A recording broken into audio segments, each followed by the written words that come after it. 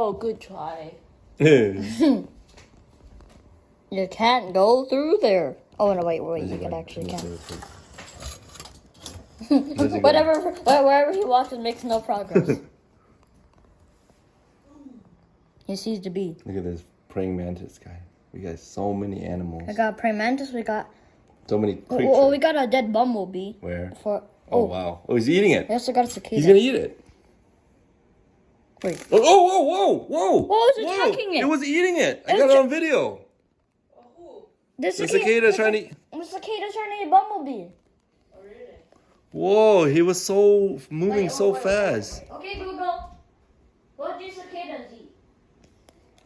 On the website cbc.ca, they say, what do they eat? For the most part, cicadas subsist on the fluids of living trees. People also sometimes ask me, are cicadas good for anything? Do you want to hear the answer? No. Sap on trees.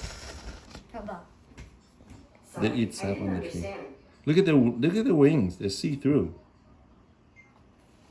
So beautiful. Oh, I gotta get some sap now. Tomorrow. But then what is it gonna No, eat? you know what? He thought that was a sap, right? And it's a bug. So he's like, no! Like that. Look at this guy.